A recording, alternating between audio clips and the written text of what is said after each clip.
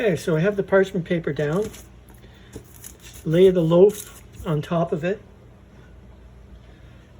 Grab your Dutch oven.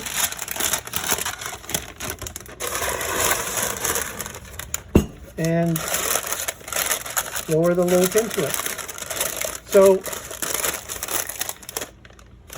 what I would suggest at this point is cutting the excess here, because the oven's going to be starting at 480 degrees, which is pretty hot for parchment paper. So just to keep it within the boundaries here.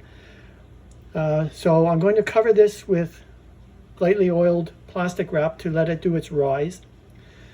In the meantime, I'm going to preheat the oven to 480 degrees. And I'll be back to tell you the next steps. Well, before we do that, sorry, I promised I'd show you the wash. So what you do is just take some flour and rub it between your fingers. And all that sticky dough will just come right off. So you're going to want to get the majority of this off your fingers because you don't want that to go down the drain.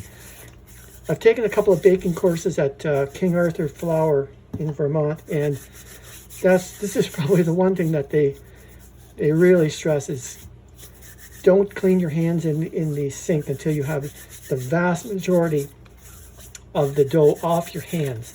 See, as you can see, it's much better now, and you can get a lot more off here. So that's a flour wash. Okay, back in a minute.